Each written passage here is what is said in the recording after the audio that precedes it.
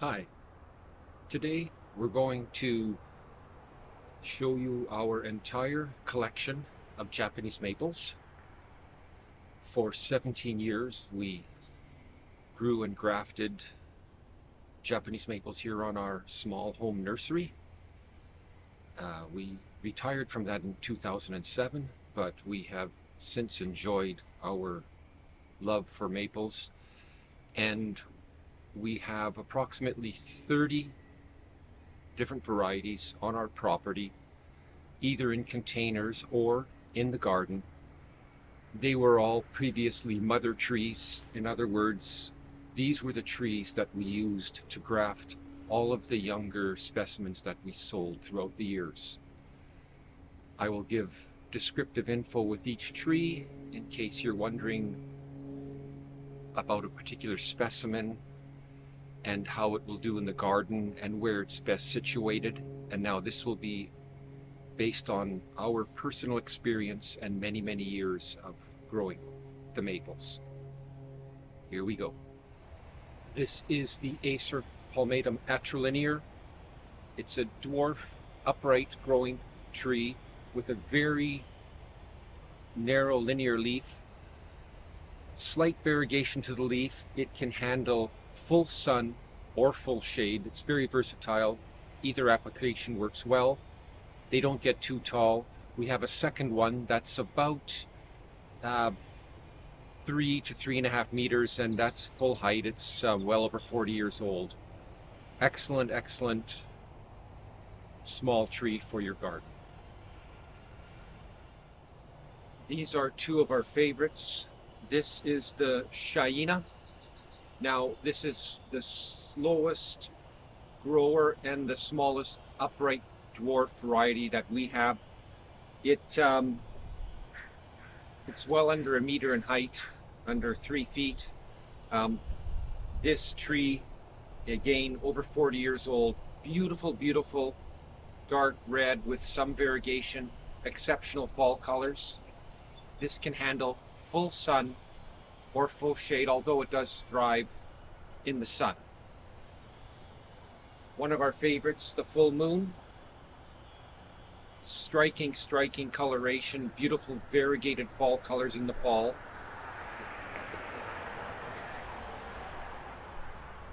Again, this is a very slow grower. This one's about 30 years old.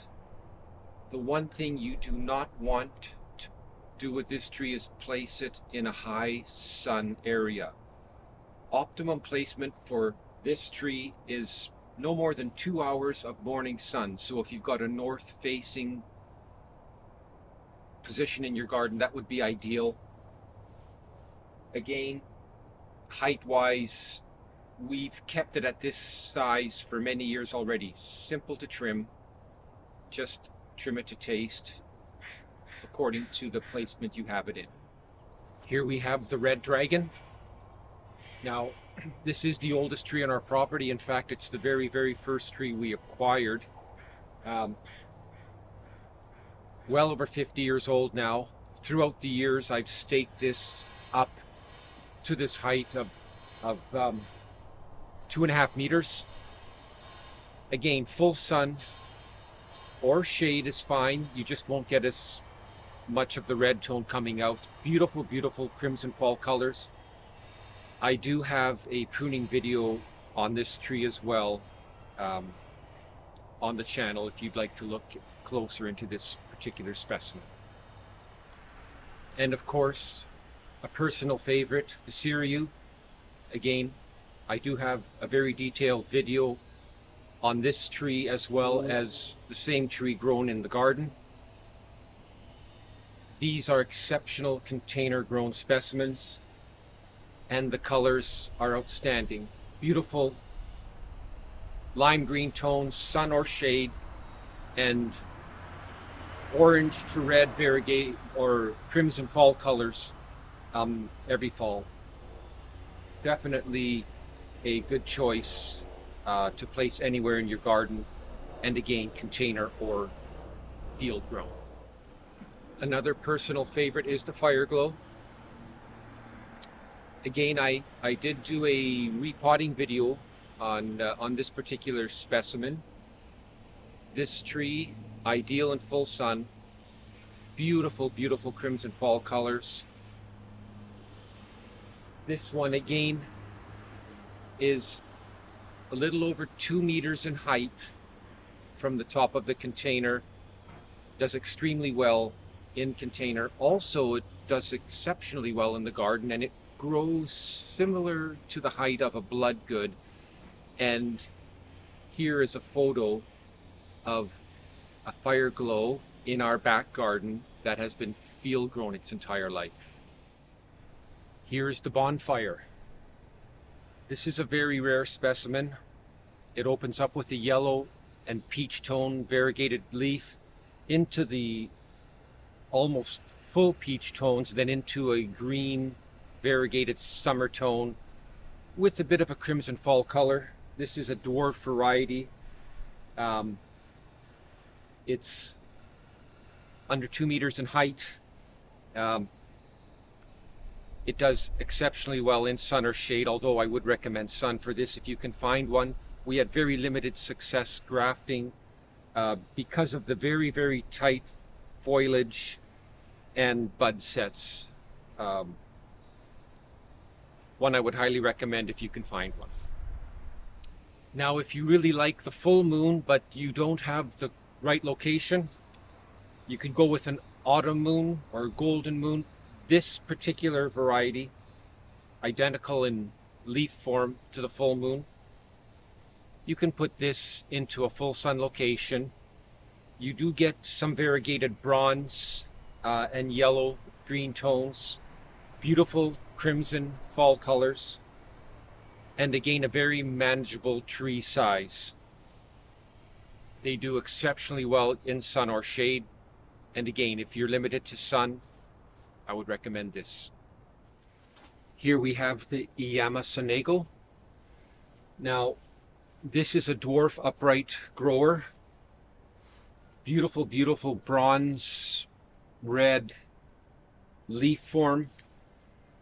We've always had it in full sun, south side, in a container. It does very well. It does equally as well in the shade.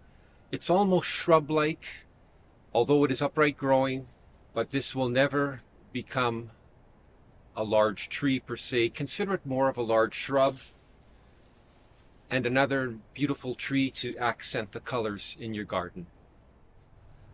Here we have the Shishi Gashira. Now this is another dwarf upright grower, one of our favorites. This one has hit the 50-year mark as well now. Very, very slow grower, so if you've got a space or limited space, this is an ideal tree as it will mature into something very compact. I do have a video on trimming this tree as well on my channel with much more information.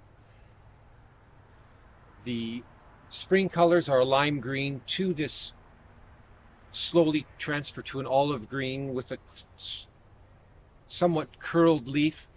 Fall colors are striking yellow tones. Now, to my left, you also will see the field-grown version of the Shuru. And again, there is a video comparing the container Shuru to the field-grown Shuru. Here we have the Asahiki Upright grower, medium to small size. This one under 2 meters, well over 20 years old now. Very, very nice foliage, green with some red tones on the tips. This can handle full sun, looks great in shade as well. The striking feature with this is the crimson fall colors, as they are one of the most brilliant of all the varieties of Japanese maples. So one I would certainly recommend if you want a nice change in coloration of the different seasons and a tree that doesn't grow too large. Now across the pond from me is a weeping Japanese maple, which is the Anaba Shidara. Now, similar to the other weeping specimens, the slight difference is the deeper red to purple tone in the leaf. Excellent in full sun. It'll do fine in the shade. You just won't get that same coloration that would come out with that variety. Beautiful crimson fall colors as well. Here we have another example of a red dragon, weeping Japanese maple. Now this one, we've just let it grow out and down. So they are dissective. In other words, they will grow out and downward. You can trim them to taste. Again, there is a video on this particular tree on my channel as well, with how I do apply the pruning technique. This specimen is the coral bark, or the sangukaku, really known for its deep red foliage, or pardon me, bark during the winter months. It's a very, very slow grower in the container, although it will grow somewhat larger in the garden. More of a medium-sized tree, upwards of 4 to 5 meters in the garden. In the container, however, this one is under 2 meters. It's extremely old. I do have a separate video on this tree as well, showing the pruning technique and lots of info. Beautiful, beautiful crimson and yellow fall colors. A really nice tree to have. Full sun or shade. It grows well in either location. Here we have the Pixie. Now, I've always considered this the dwarf version of the Bloodgood. This tree has been container grown its entire life, well under 2 meters, and it can thrive in sunny or shaded locations. Again, sun brings out the nicest colors, beautiful crimson fall colors. I've got an in-depth video on this tree as well on the channel if you want a closer look. Here's a really rare specimen. This is the Marion. Now, this is a variety developed by Dick Vandermaat out in Holland, and he named it after his wife. Now, this one is over 20 years old. We did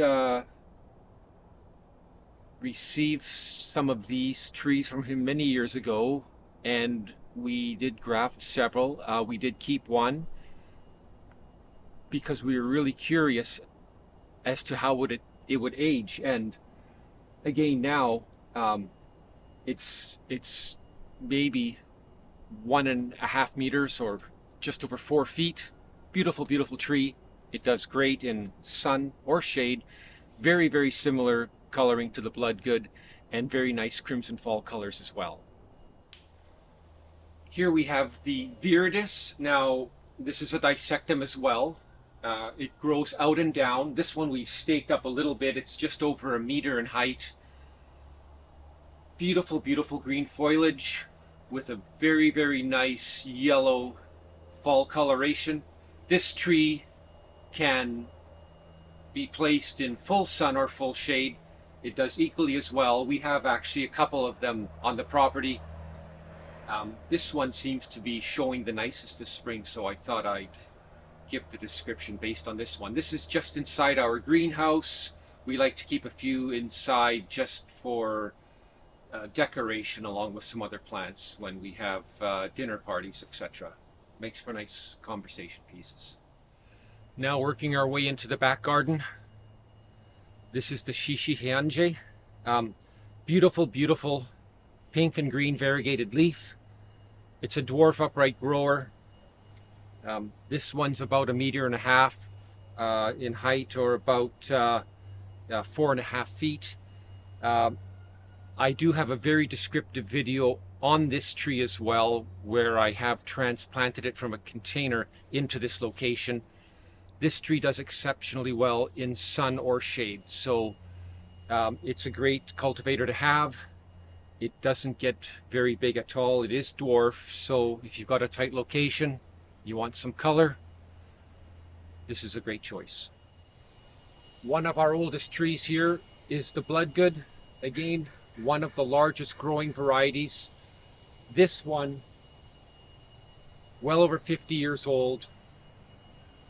I do have a very descriptive video on pruning this tree, as well as more in-depth information.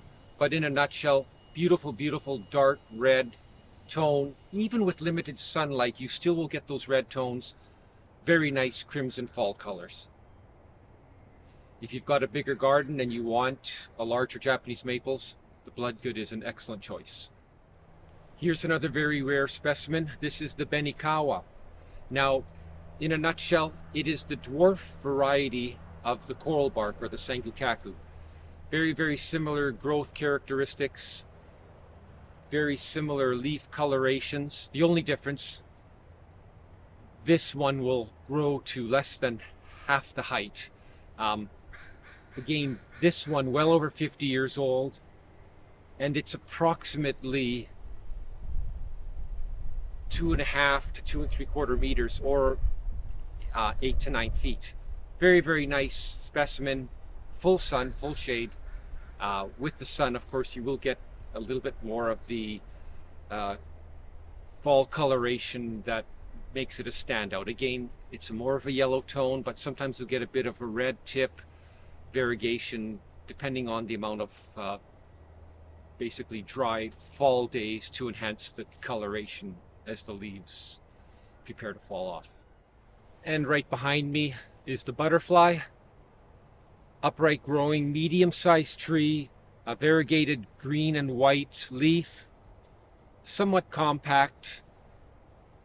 It does well in sun or shade, although I would limit the sun to more of the morning sun than the afternoon in our personal experience. Again, another really nice cultivator if you want to add some different coloration to your garden without having an excessively large tree. Here we have the Orange Dream. It is an upright dwarf cultivator. Lots and lots of coloration changes in the leaf. You do get a bit of an orange tone as the leaves open up. They turn to the lime green. Beautiful, beautiful yellow and crimson fall coloration. Now this tree, it really does not like the sun at all. Very similar to the full moon. I would suggest no more than 2 hours of morning sun. Even better if you've got a full shaded location, go with one of these. They will add some beautiful bright coloration. Very, very slow grower. This one, again, 1.5 meters, well over 20 years old. Great choice for a small garden application. And another one of my absolute favorites is the Casama. Again, one of our very oldest trees. This is a dwarf upright grower. Beautiful, beautiful variegated spring colors with peach, green, orange tones.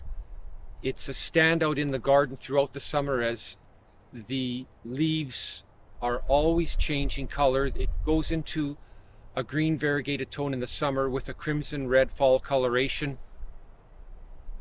Very slow growing, so if you've got a small spot in the garden or a small garden and have a tree that makes the garden look big, excellent choice. Highly recommended. So that wraps it up for this video. Hopefully you get a bit of insight and a little bit of help in deciding what kind of Japanese maple will suit your garden. And also, as mentioned, we have many videos that are variety specific with lots of detail, and of course all kinds of information, including grafting, repotting, soil mixes, root pruning. And again, thanks so much for watching. I really appreciate the support, and have fun in the garden.